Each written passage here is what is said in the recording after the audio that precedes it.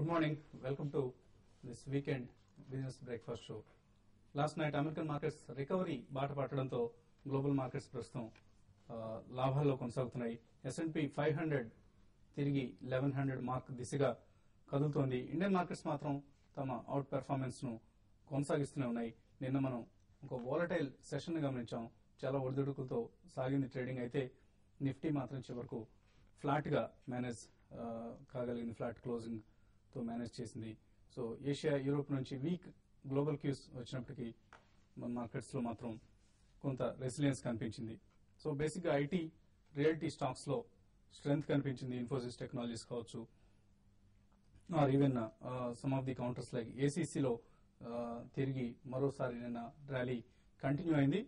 State Bank of India, Sun Pharma ఇవన్నీ కూడా నిన్న అవుట్ పెర్ఫార్మ్ చేసిన స్టాక్స్ లిస్ట్ లో ఉన్నాయి. అలాగే on the losing side Anil Dhirubhai Ambani group కు సంబంధించిన Reliance capital, Reliance power, Reliance infra ఇవన్నీ కూడా చాలా భారీగా నష్టపోవడం గమనించాం. సో ఫుడ్ స్టాక్స్ లో, రైస్ స్టాక్స్ లో నిన్న పాకిస్తాన్ లో వరదల కారణంగా అక్కడ బాస్మతి పంట దెబ్బతిన్నదని, దీని ఫలితంగా గ్లోబల్ గా బాస్మతి రైస్ ప్రైసెస్ పెరుగుతాయన్న అంచనాలతో LT foods, heritage foods, KRBL, Kohinoor foods ఇటువంటి స్టాక్స్ లో మనం నిన్న చాలా స్ట్రాంగ్ ర్యాలీ గమనించాం. సో సెక్టర్ రొటేషన్ లో నిన్న పార్టిసిపేట్ చేసిన సెక్టర్ గా ఫుడ్ సెక్టర్ ను, ఫుడ్ స్టాక్స్ సెక్టర్ ను చెప్పుకోవచ్చు.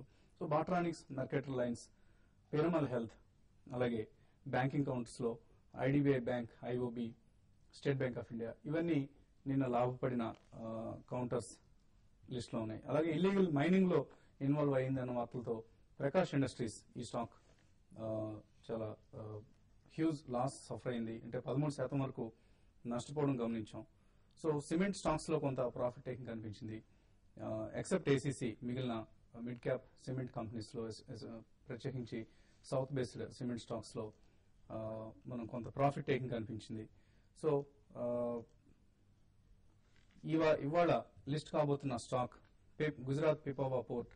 సో ఈ స్టాక్ 46 రూపీస్ దగ్గర షేర్లు అలాట్ చేయడం జరిగింది. 20 రెట్లు ఇష్యూ ఓవర్ సబ్స్క్రైబ్ అయింది.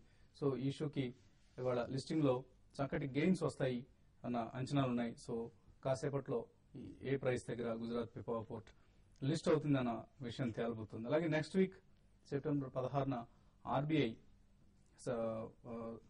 కండక్ట్ చేసే మిడ్ క్వార్టర్ రివ్యూ ఉంది. సో దీనికోసం కొంత బ్యాంకింగ్ స్టాక్స్ లో కొంత మూవ్మెంట్స్ ని మనం బోత్ సైడ్స్ గమనించే అవకాశం ఉంది. తర్వాత వెలువడే course IIP data, inflation data ఇవన్నీ ఈ నెలలో రెస్ట్ ఆఫ్ ది సెప్టెంబర్ లో వెలువడబోయే డేటా సంబంధించిన అంచనాలు, న్యూస్. సో లాస్ట్ 7 days లో నిఫ్టీ సుమారుగా 200 పాయింట్లు లాభపడింది. సో ఈ లాభాలు కొనసాగుతాయా లేక వీకెండ్ కన్సర్న్స్ ఎలా ఉంటాయి? ఇటువంటి అంశాలపై మాట్లాడడానికి అనలిస్ట్ సుందర్ గారు అలాగే శేషు గారు సిద్ధంగా ఉన్నారు. సో ఒక రోజు ముందుగానే వీక్ క్లోజ్ చేయబోతున్నాం మనం. రేపు రంజాన్ సందర్భంగా మార్కెట్స్ హాలిడే.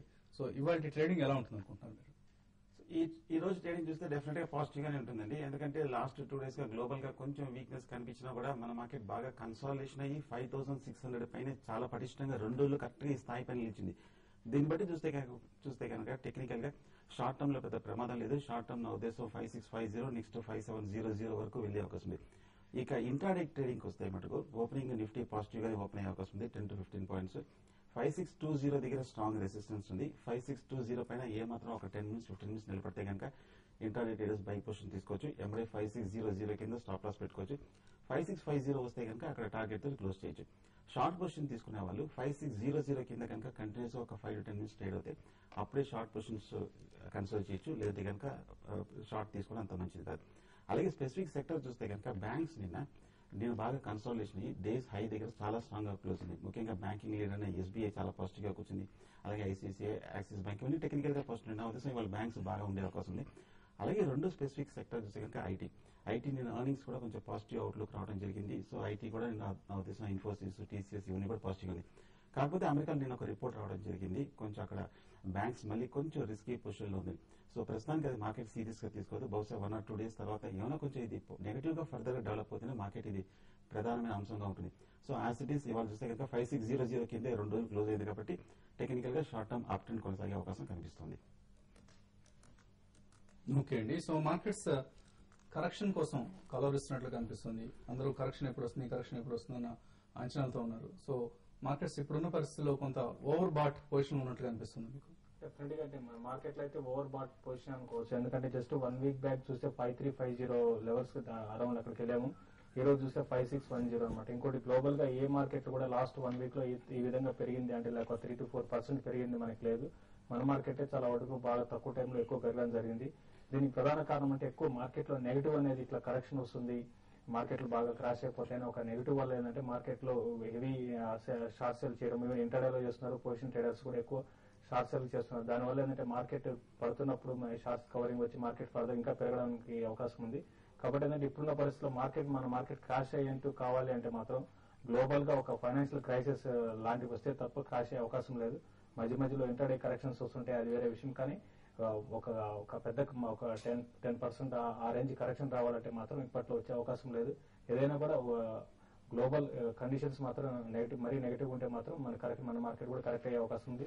అట్లానే ఇక్కడ నుంచి మార్కెట్ ఇంకా పెరిగే అవకాశం ఉంది కూడా మనకి అనుకోలేము. ఎందుకంటే 5650 అనేది కొంత ఓవర్ బాట్ ఉంటుంది. ఈవెన్ పీసీఆర్ కూడా చూసినా కూడా ఓవర్ బాట్ లో ఉంది. తర్వాత ఇంకో వాల్యూమ్స్ లాస్ట్ 2 ట్రేడింగ్ సెషన్ లో వాల్యూమ్స్ విపరీతంగా పెరగడం జరిగింది, అది కూడా గమనించాలి.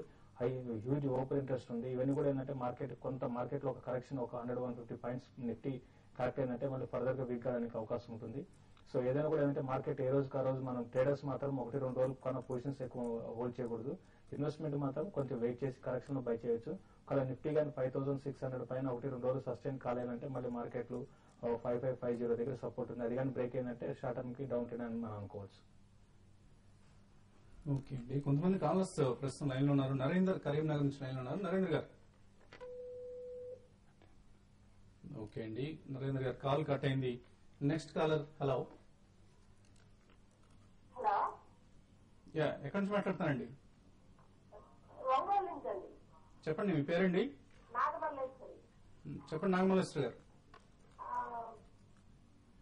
5585 దగ్గర నిఫ్టీ షార్ట్ చేశాం సార్. ఓకే అండి, దాన్ని హోల్డ్ చేయమంటారా లేకపోతే ఎగ్జిట్ అయిపోమంటారా? ఎందుకు షార్ట్ చేశారండి? అక్టోబర్ జరిగింది.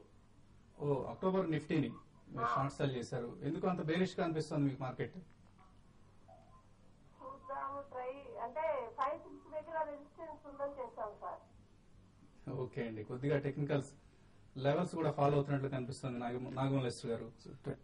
రెండు చూస్తే పాజిటివ్ ఉంది. మనం ఎప్పటికప్పుడు చెప్తున్నాం 56 పైన క్లోజ్ అవుతాయి మటుకు మార్కెట్ డెఫినెట్ గా బులిష్ అని.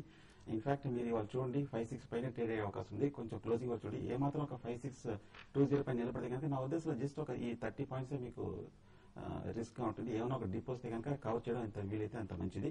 షార్ట్ పొజిషన్ కొంచెం వెయిట్ చేయండి, ట్రెండ్ కొంచెం వీక్ అవ్వండి. జస్ట్ 2-3 డేస్ 56 కిందే కనుక కంటిన్యూస్ గా క్లోజ్ అవుతాయి మటుకు అప్పుడు షార్ట్ పొజిషన్ కన్సిడర్ చేయాలి. ప్రస్తుతం మీరు కవర్ చేయడం బెటర్ అనిపిస్తుంది.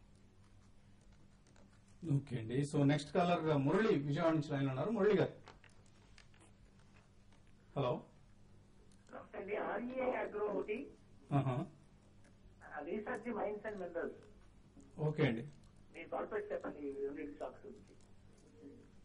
సో రెండు స్పెక్యులేటివ్ కౌంటర్స్ అండి, ఆర్ఏ అగ్రో, రిసర్చర్ మైన్స్ కూడా. ఇన్ఫాక్ట్ రిసర్చర్ మైన్స్ అయితే మరి 2 స్పెక్యులేటివ్ కౌంటర్ అని అనుకోవచ్చు. రెండు కూడా రీసెంట్ గా చూస్తే మనకి ఇది స్పెక్యులేటివ్ కౌంటర్స్ అంటే అందులో 100% డౌటే లేదు. అయితే మీరు సెలెక్ట్ చేసుకున్న 2 స్టాక్స్ కూడా ఇటువంటి సెలెక్ట్ చేసుకున్నారా? అది రాంగ్ అండి. ఇన్వెస్ట్మెంట్ కి ఇటువంటి స్టాక్స్ ఎప్పుడు కూడా సెలెక్ట్ చేసుకోకండి. ఏంటంటే రీసెంట్ గా చూస్తే చాలా వరకు ఇన్వెస్టర్స్ మరీ ముఖ్యంగా ఆర్ఏ అగ్రోలో చాలా తక్కువ టైం బాగా పడిపోయి చాలా మంది కూడా నష్టపోయారు. కాబట్టి ఏంటంటే ఈ నిన్న మన కొంచెం స్టాక్ అయితే పెరిగింది. మీరు ఎక్కడ కొన్నారో తెలియదండి. మీరు ఇట్లా పెరుగుతున్నప్పుడు స్టాక్ అమ్మేయండి. అరౌండ్ 24-25 లెవెల్స్ లో వస్తే ఒకళ్ళు అమ్మేయండి. మళ్ళీ ఒకసారి మార్కెట్ లో డౌన్ స్టార్ట్ అయిందంటే ఈ స్టాక్ మీరు అమ్ముకోలేని పరిస్థితి వస్తుంది. రీసెర్చింగ్ మైన్స్ విషయానికి వస్తే ఇది starting right from the beginning IPO నుంచి కూడా ఇది సేమ్ ఇన్వెస్టర్స్ ని బాగా నష్టపరుస్తున్న స్టాక్ అని చెప్పొచ్చు. కాబట్టి ఏంటంటే రీసెర్చర్ మైన్ కూడా మీరు కంప్లీట్ గా అవాయిడ్ చేయండి. రెండు కూడా ఇన్వెస్ట్మెంట్ స్టాక్ అయితే కాదండి. ఓకే అండి, సో 2 స్టాక్స్ నుంచి మీరు సాధ్యమైన త్వరగా ఎగ్జిట్ అయ్యే ప్రయత్నం చేయండి. మీ బయింగ్ ప్రైస్ ను మీరు మెన్షన్ చేయలేదు. So based on your buying price in case లక్కీగా ప్రాఫిట్ లో ఉంటే మాత్రం డెఫినెట్ గా వెంటనే ఎగ్జిట్ అయ్యే ప్రయత్నం చేయండి. ఎస్టీఎక్స్ నిఫ్టీ ప్రస్తుతం సుమారుగా 18 పాయింట్ల లాభంతో ట్రేడ్ అవుతుంది. సో ఒక చిన్న స్లైట్లీ పాజిటివ్ మార్కెట్ మనం ఎక్స్పెక్ట్ చేయొచ్చు. ఇప్పుడు ఒక చిన్న బ్రేక్ తీసుకుందాం.